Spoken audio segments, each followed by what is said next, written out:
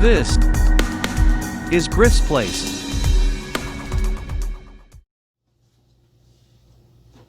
Hello! Today we're working on a 2012 Mini Cooper Countryman with a stuck axle in the transmission on the driver's side. You know, a lot of times mechanics will charge you thousands of dollars to try to simply change that transmission and put a new one in. But what I'm going to show you is how to pull that axle out and save you a lot of money. My name is Griff. Let's get to it. You will need a couple of ratchets, possibly a short and a long 3/8 drive. You will need some Torx to handle for these to be handled. A 27 Torx, a 40 Torx, and a 50 Torx. You need an 18mm deep, a 21mm deep, and a 32mm deep axle socket. The 3/4 inch is going to operate the special tool that I have, or bolt right there. The screw driver, a small one, a punch, a 13mm, 15mm, 18mm, and a 16mm wrench. And also you need a little small ping hammer. You need a 17mm straight pry bar, and this one is very important, and I'll show you why. It is a pry bar, but it's a 15mm pry bar with a 90-degree curve on it, turn on it. That'll come in very handy. Some WD-40 to break some of the tight screws and nuts. And this again is the forward ball joint separator. You'll need that for the lower ball joint. I'll show you how that's used. And something to tie up your caliper and just get it out of the way. Also needed to add that you will need for this process a suitable hand pneumatic hammer with an air chisel type end on it. Pneumatic chisel, cold chisel. For safety first, we've already jacked the car up, but you will need to use suitable jack stands and jack it up in an area that will not hurt the vehicle underneath. Let's start by taking the wheel off. Also, take off our center axle nut at this point, and you get a little small screwdriver and just hit it in. Just enough to bend it out a little, and then we want to punch it out the rest of the way.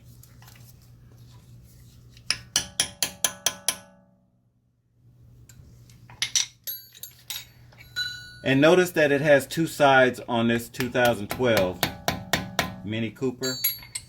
It's pretty common. You have two sides to this axle nut. So bend both of those out.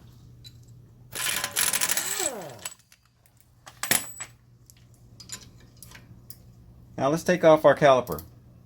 This is a 13mm with, I'm holding it with the other side of the nut is a 15mm that slides right down on it to hold it in place.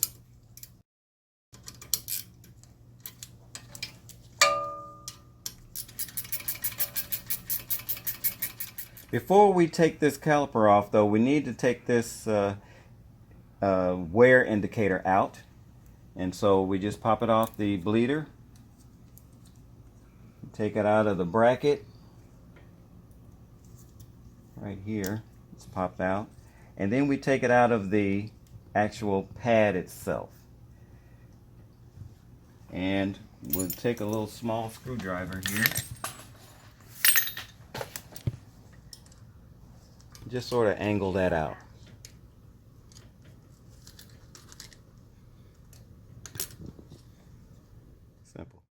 This is the ABS cable. It snaps in here to the bracket behind the strut. But down here it's going to take a 5mm socket and bit, which I didn't mention, but it fits right in to this screw right here. And you back that out. And this is the 5mm screw that comes out, which frees your ABS cable. Snap out your brake line from the bracket. Simple as that. But then we already took the screws out, remember? So we slide off our caliper.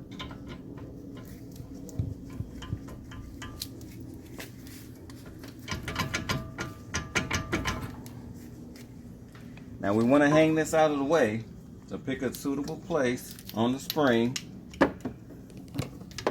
And this is what the tie is for.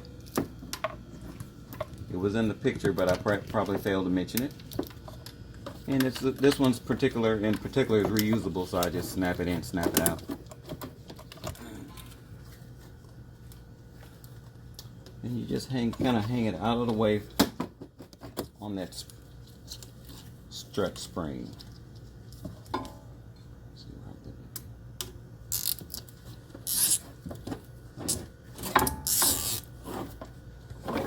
Okay. Now you don't want anything to fall on you, so I'll take all of my loose parts out, like my pads. Just set them over to the side. And put my cables up here and just kind of tuck them in. And everything is basically out of the way for now. Now we go to the bottom. For the sake of time, I'm going to use my impact wrench on this bottom nut for the ball joint. And it's a 21mm. And it's going to, you see that it'll take it off pretty fast. But you can use a wrench if you'd like. They're not on that very tight.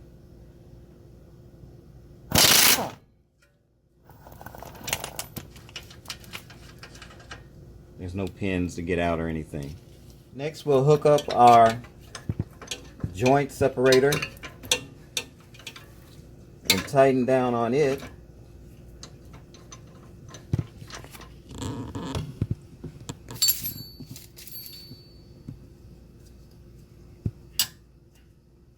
With a 3/4 inch socket and ratchet.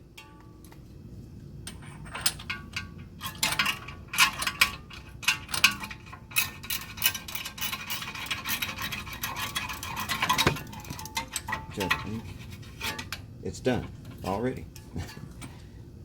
All right. You will need also, just to get the ball joint out of the way, a 50 Torx, and take these out, take the ball joint totally out.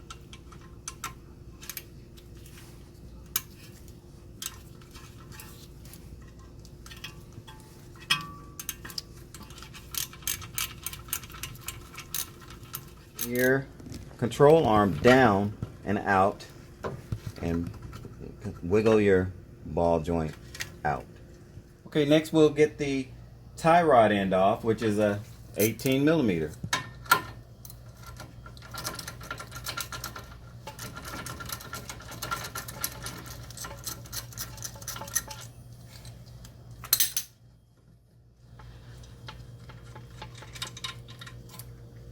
Okay. And sometimes you might want to hold that, if it's stuck, with a 40 Torx that would fit right in, and hold that right in place while you use an 18mm ratchet wrench. Sometimes you need that. And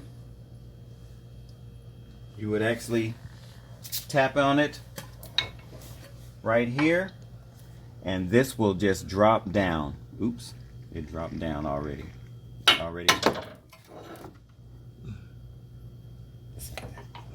We want to push out our axle. Sometimes these are really easy to get out, sometimes they're hard. You can also put your axle nut back on backwards, only sometimes, but in this case that's probably not going to work too well. But if we can get a couple of threads on there, which I wouldn't suggest doing it, so let's just tap on it the regular way. Let's put it all the way back on as far as we can get it, and just tap on it a little bit. If this hammer doesn't work, you might want to get a bigger hammer. Let's try it.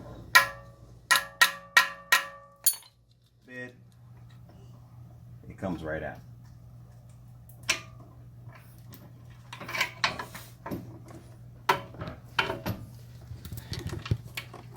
You want to put your whole hub and axle assembly over to the side, and I found that it hangs right there on this little beam for the frame. Now you're ready to take off the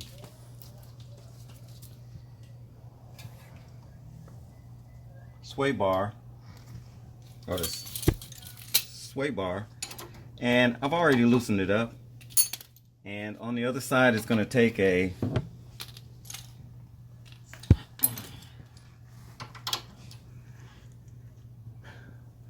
27 Torx. You're going to hold that in the middle, and you're going to use your 16 millimeter ratchet wrench, and you're going to hold it with the 27 Torx right there in the middle as you take it off. That'll hold that center nut, that center bolt.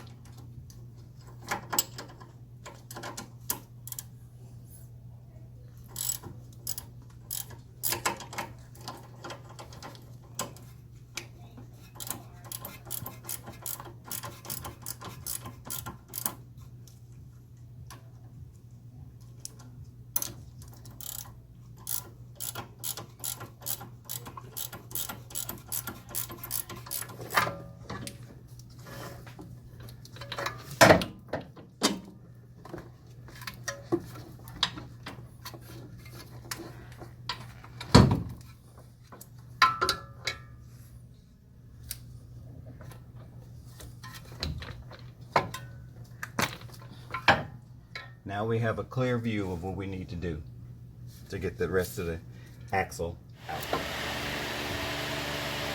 Now what we're looking for is a little lip on this hub right here that goes into the transmission.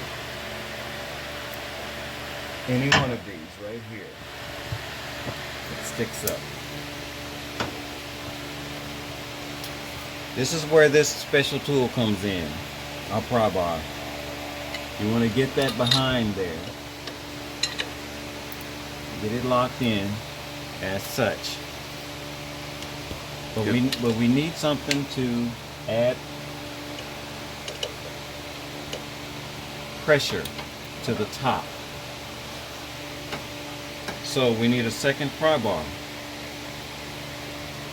And what we'll do is we'll get some pressure behind here, and we're leaving the lower control arm in place. It has notches in it or holes in it, but we need those. We're going to put pressure on this top pry bar, and we're going to insert the other straight pry bar in front of it so it can hold the pressure. And let me do that while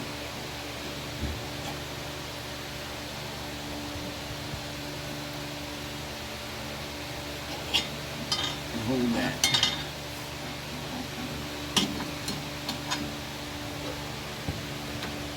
Okay, here we go.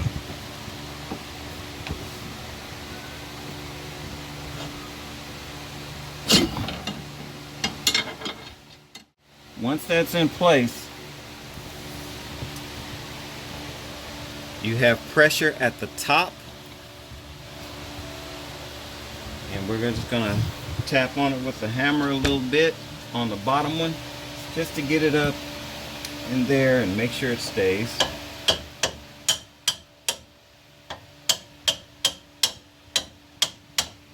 Okay, now we have about, I'm telling how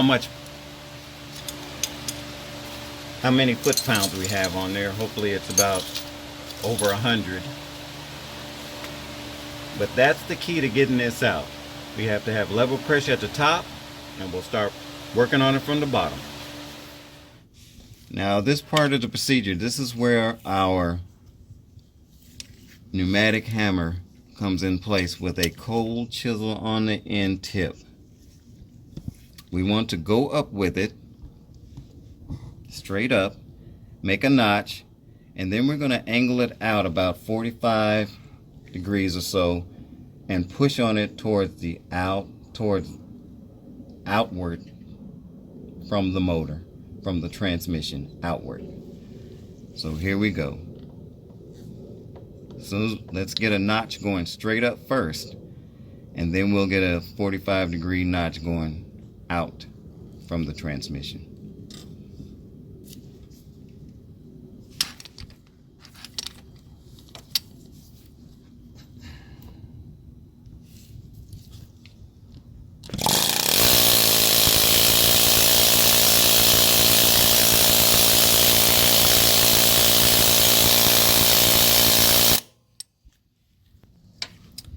Perfect. We try to stay in that notch and go 45 degrees outward towards outwards from the transmission, towards the outside of the vehicle. It's going to be kind of loud, so here we go.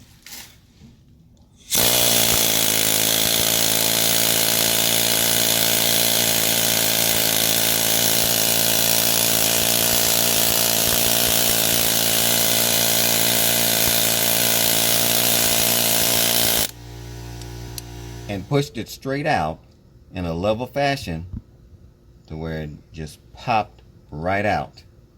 And now it's very easy to just pull straight out with the pressure from that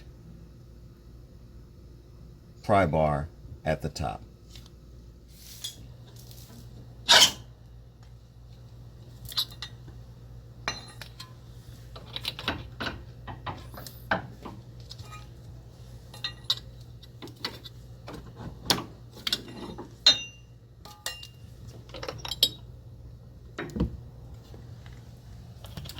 There it is.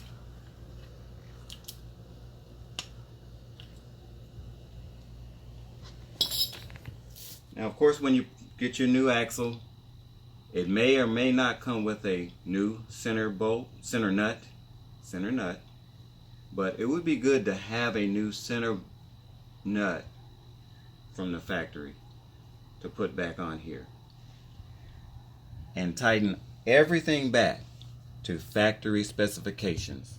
Now, one thing you need to be sure of, and I'm going to show you, is that when you put your new center nut on, or if you use your existing one, you need a hammer and a chisel to bend this safety tab back down into the grooves on both sides, so that after torquing and get it tight, you don't want it to move. You would hammer this back down on the one side, hammer it back down on the other side,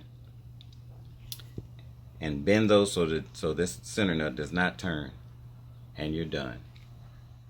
Thank you for watching this video. I hope it helped you. The part number for the transmission and the engine size are in the description below.